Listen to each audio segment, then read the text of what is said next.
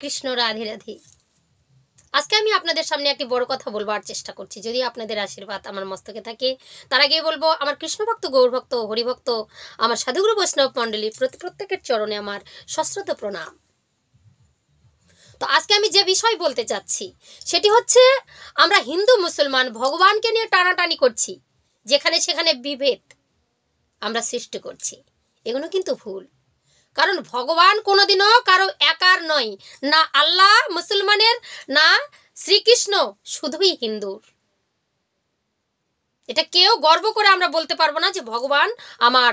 যদি ভগবানকে নিঃস্বার্থভাবে ভালোবাসা যায়, ভক্তি চন্দন পুষ্পে যা তার চরণে যদি প্রণাম নিবেদন করা যায়, অন্তরঙ্গস থেকে স্ফুটিত ভালোবাসা যদি তার চরণে নিবেদন করা যায়, সে আল্লাহ হোক, হরি হোক, যিশু হোক, বৌদ্ধ হোক, যা কিছু হোক না কেন, সবাই আপনাকে হৃদয় মন্দিরে স্থান দিবেন।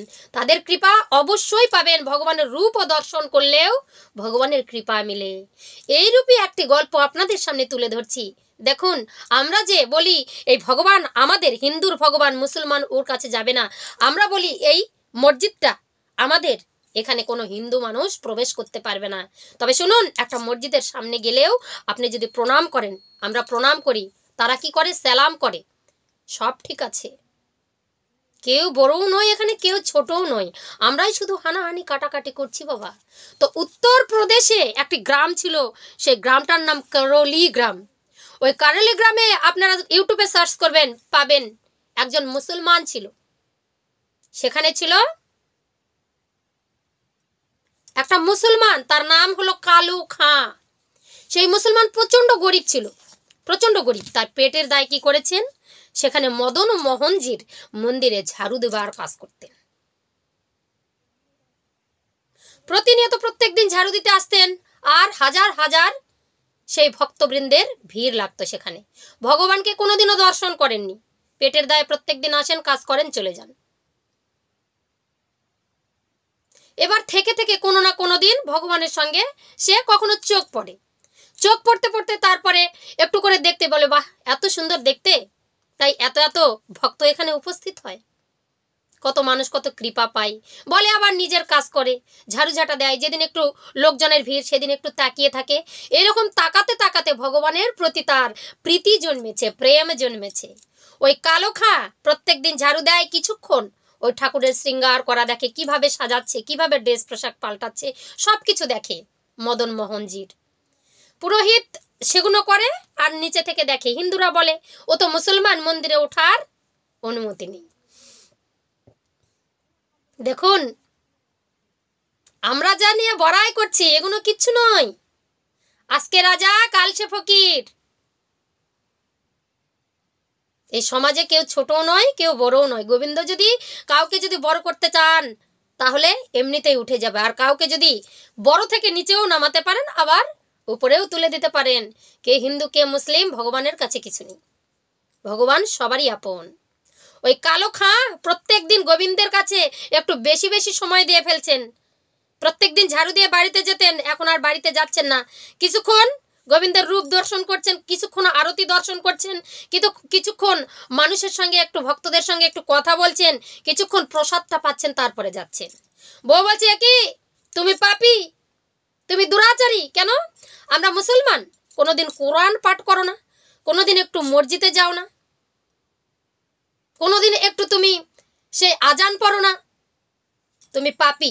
তোমার পাপের কারণে আজকে আমাদের সন্তান নেই, তাদের কোনোদিনও সন্তান হয়নি বাবা। বলছে তুমি এত পাপী, তুমি হিন্দুদের দেবতার প্রতি তোমার এত কিসের টান? জীবনে আমি মা হতে পারলাম না।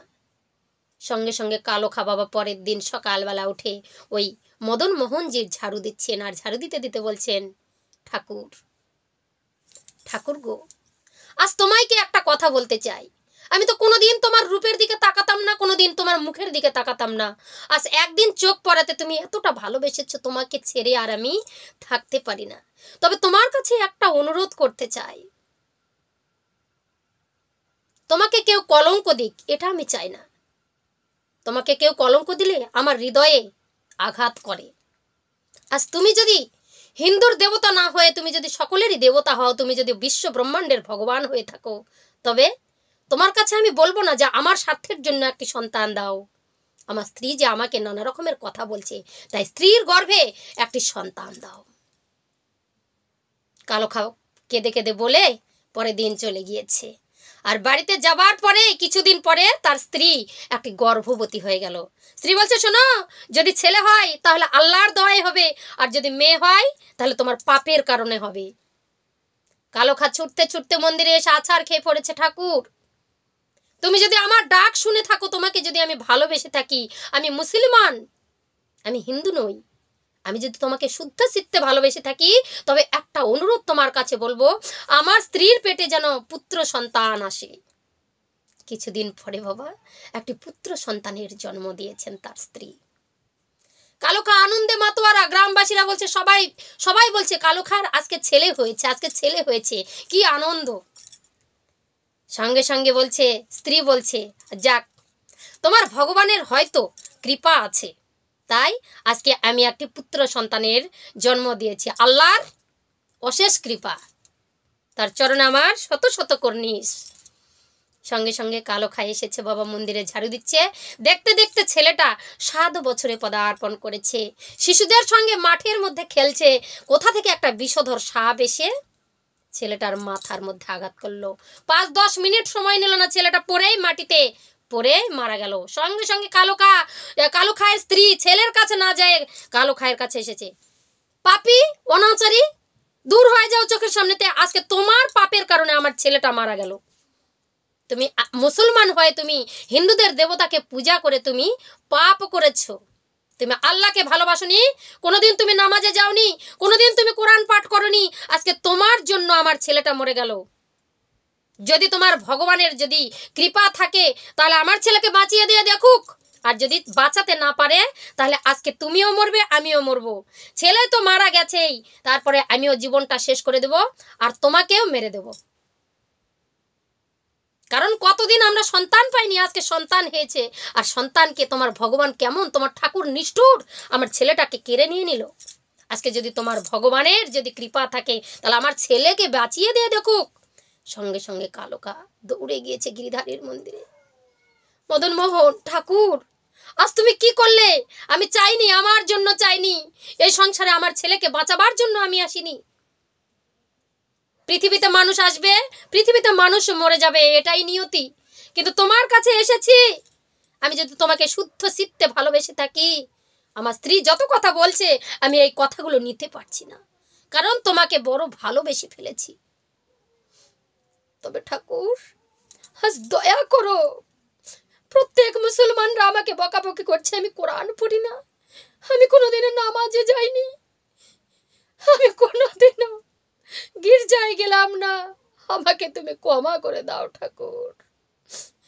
প্রাণ রমণ হৃদিভূষণ হৃদয় রতন স্বামী, প্রাণ রমণ হৃদিভূষণ হৃদয় রতন স্বামী, আখির চিন্তামণি প্রাণ চিন্তামণি, আখির চিন্তামণি প্রাণ চিন্তামণি, নয়নের অনুভূতি স্মৃতির স্মরণে, এক মন এক প্রাণে তুমি আর আমি। দয়াময়, দেখা দাও, দেখা দাও ঠাকুর, আমার মান রাখো ঠাকুর। তুমি যদি বিশ্ব ব্রহ্মাণ্ডের ভগবান হয়ে থাকো, তুমি কালিয়ানাগকে, এত বিষধর সর্পকে তুমি দমন করেছো, তুমি মীরাবাইয়ের ডাক শুনেছো, তুমি ভক্ত প্রহ্লাদকে উদ্ধার করেছো, তোমার আর এক নাম নাকি জগন্নাথ, তুমি আমারও নাথ, জগতের নাথ, তুমি স্ত্রীরও নাথ, সকলের নাথ। দয়া করো প্রভু, আমার ছেলেটার প্রাণ বাঁচিয়ে দাও, আমার স্ত্রীর মুখে হাসি ফুটিয়ে দাও। এদিকে কান্না করছে ছেলে, দৌড়ে এসে স্ত্রী দৌড়ে যাচ্ছে একবার মন্দিরে আর একবার যাচ্ছে তার ছেলের কাছে। দৌড়াতে দৌড়াতে যখনই ছেলেটা উঠে বসলো, বাবা উঠে বলছে, বাবা আব্বা যান কোথায় গেল, কোথায় গেল, কোথায় গেল? কি কোথায় গেল খোকা, কি কোথায় গেল? বলছে ওই তো এখনই চলে গেল, এখনই চলে গেল আমার সম্মুখ থেকে। কে গেল বাচ্চা? আব্বাজান, সেই সুন্দর একটি ছেলে, মাথায় ময়ূর চূড়া, গলায় বনফুলের মালা, আর চরণে নূপুর, পিঠে পিতধারা। আমি যে এখনই দেখলাম, আমি তার সঙ্গে খেলা করতে চাই। জয় জয় নিতাই গৌর সীতানাথ, প্রেমানন্দে হরি হরি বল। যত ভক্তবৃন্দ ছিল সামনে, মৃত ব্যক্তিটা উঠে যখন বসলো, আর তার স্ত্রী, কালো খায়ের স্ত্রী এসে ধরাম করে গোবিন্দের চরণে নয় তার স্বামীর চরণ ধরেছে। তুমি আমায় ক্ষমা করো, আমি বুঝতে পারিনি তোমার ভগবানের এত ক্ষমতা। সেই মদন মোহনজির ঘরে টাং টাং করে ঘন্টার আওয়াজ হতে থাকলো, শঙ্কর ধ্বনি হলো, উলুর ধ্বনি হলো চারিদিকে, গোপাল গোপাল বলে জয়ের ধ্বনি হলো, জয় গোপাল, জয় জয় শ্রী নন্দলালা, জয় নন্দলালা, জয় নন্দলালা, প্রেম সে বলো গিরিধারী লাল কি জয়, প্রেম সে বলো নন্দলালা কি জয়। চারিদিকে বিজয়ের শঙ্খ বেজে উঠল। হিন্দুদের পুরোহিত বলছে, আমি এতদিন থাকলাম, আমি কোনোদিনও মদন মোহনজির কৃপা লাভ করিনি। আজকে তুমি মুসলমান হয়ে মদন মোহনজির কৃপা লাভ করলে। কালো খা, তোমার চরণের দাস করে নাও আমাকে। সেই মন্দিরের পুরোহিত বাবা ওই কালো খাকে জড়িয়ে ধরেছে। আজও পর্যন্ত ওই মদন মোহনের সেই মন্দিরে এখনো কালো খায়ের জয়ধ্বনি হয়ে আরতি সমাপ্ত করা হয়। না, যদি আমার কথা যদি বিশ্বাস না করবেন, তাহলে আপনারা ইউটিউবে সার্চ করে দেখবেন। সেই উত্তরপ্রদেশে মদন মোহনজির যেখানে আছে করলি বলে গ্রাম, সেখানে কোন কালো খা ছিল, শ্রী গোপালের আরাধনা করে গোপালের কৃপা লাভ করেছেন। শুধু মন্দিরে যাব, মন্দিরে গেলেও কৃপা লাভ হয়, ভগবানকে দর্শন করলেও কৃপা লাভ হয়, ভগবানের নাম শ্রবণ কীর্তন সবখানেই কৃপা লাভ আছে। ভগবান কাউকে ছেড়ে যায় না। যে ভক্ত ভগবানকে ভালোবাসে তাকে ভগবান উদ্ধার করে। সে হিন্দু হোক, মুসলমান হোক, খ্রিস্টান হোক, যে কেউ হোক। নদের গোড়াচাঁদ আমার সবাইকে জড়িয়ে জড়িয়ে বলছেন, তখনই ছিল জবান হরিদাস। জবান হরিদাসকেও উদ্ধার করেছিলেন। আরো ছিল কাজী সাহেব ছিল, সবাই মিলে নামে মেতে উঠেছিলেন। কেন? নামের মাহাত্ম্য আছে, নামের মহিমা আছে। ভগবানের রূপ দর্শন পর্শন শ্রবণ সবকিছুতেই কৃপা লাভ করা যায়। জয় জয় নিতাই গৌর সীতানাথ, প্রেমানন্দে হরি হরি বল, হরি বল, হরি বল। জয় জয় শ্রী রাধেশ্যাম। আমার ভিডিও যদি আপনাদের ভালো লাগে অবশ্যই লাইক, শেয়ার আর কমেন্ট করে চ্যানেলটি সাবস্ক্রাইব করে দেবেন। হরে কৃষ্ণ।